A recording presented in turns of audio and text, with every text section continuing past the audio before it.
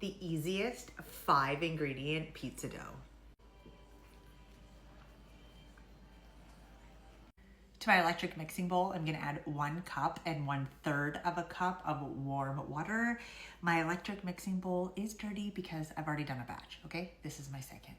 1 cup, 1/3 of a cup. I'm using 2.5 teaspoons of yeast. Normally I use the traditional dry active, but I think I'm out of it, so I'm just using this quick rise, but either way, it works. Tablespoon of sugar. I'm going to give it a really good whisk here. I think I'm still gonna let it sit on the counter for 5 minutes. Normally with the quick yeast, you don't have to, but I'm just gonna do it. I actually really enjoy watching the yeast rise, or activate, I should say, when it all comes to the top. I like wait for that explosion every time. Adding some salt, 2 tablespoons or so of olive oil. Now just 3 cups of flour. I'm just using all-purpose. Someone is always asking if I like scoop and level. I don't. I just scoop and pour my flour. So that was 1 cup, 2 cups, and 3 cups. All right, I'm just gonna throw this into the electric mixer for a few minutes and let it all come together, but you can absolutely just mix this by hand, of course.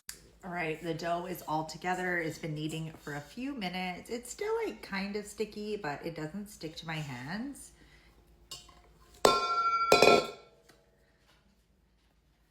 That is how you want it. Totally perfect. I'm gonna grease the bowl and then I'm gonna throw this back in. We're gonna cover it and let it rise for about 45 minutes or so. If you put it somewhere warm, it'll definitely speed up that process. So this is how the dough looks right now, and it is 4:08 p.m. I'm gonna throw this into my oven with the light on. It's been an hour and look at how much the dough has risen. Let's dump it out. Roll it out. So this recipe will make like 2 medium to 2 large, or you can just do 1 big sheet pan, which is what I'm going to do. I'm just gonna turn it into like 1 really large pizza because I have a massive cookie tray. But you can really use this to make any size pizza you want, even like 4 smalls. I have a cookie tray lined with some parchment paper, and this is a massive cookie tray. So I'm just gonna do 1 big large sheet pan. Adding some pizza sauce. Adding some cheese to the bottom. Going to make this one pepperoni and cheese. We're gonna top it with some more cheese. Throwing this into the oven at 400 degrees. This baked for about 20 minutes at 400 degrees. I'm gonna let it cool just a little bit before I slice it up, and I'm gonna make a chicken pesto one as well. So let's do that. All right, for the chicken pesto, I just fried up some chicken tenders with some garlic. So I've let my dough overproof. You don't really wanna do that. It'll still work fine, but really 30 minutes, 45 minutes in a warm spot would have been okay. Mine was an hour and it was a little too long. This crust is so simple to make and so delicious.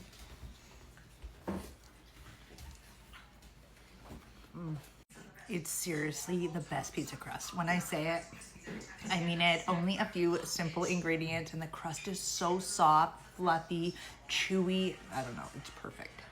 All right, it's probably just me eating the pesto chicken one, so I don't really need a big, huge sheet pan, but what I do need is a really thick crust one. So we're just gonna turn it into like a large. All right, I got some of this pesto, basil pesto from Costco. Nothing's growing in it, so we're gonna use it. It also says not to heat it. Don't you heat pesto? Like for pasta or, I don't know. I'm gonna use this as my base.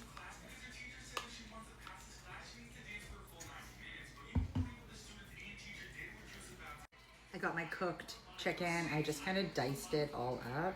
And again, I just pan fried it in some olive oil with some garlic. I'm gonna add some mozzarella. I'm also gonna add more on top as well. I'm not really sure what toppings to add to this. I'm adding in some purple onion. Okay, purple onion. This kept me up last night. If you saw my post from yesterday, why it's called red. I'm gonna add some sun-dried tomatoes. Does feta go on a pesto pizza? I think I have quite a bit of feta too. Hopefully the feta's still good. I mean, I am giving this pizza to the neighbors, so.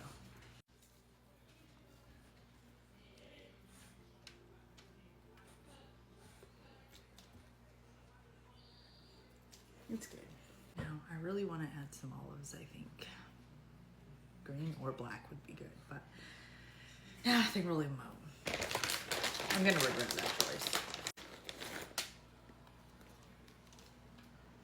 All right, into the oven, 400 degrees. Look at the size of that pizza. Let's cut it up.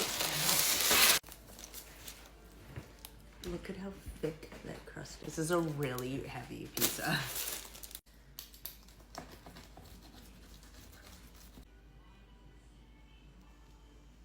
I knew I should have done it. Should have done it. It's seriously the softest, fluffiest crust I've ever made. That is so good.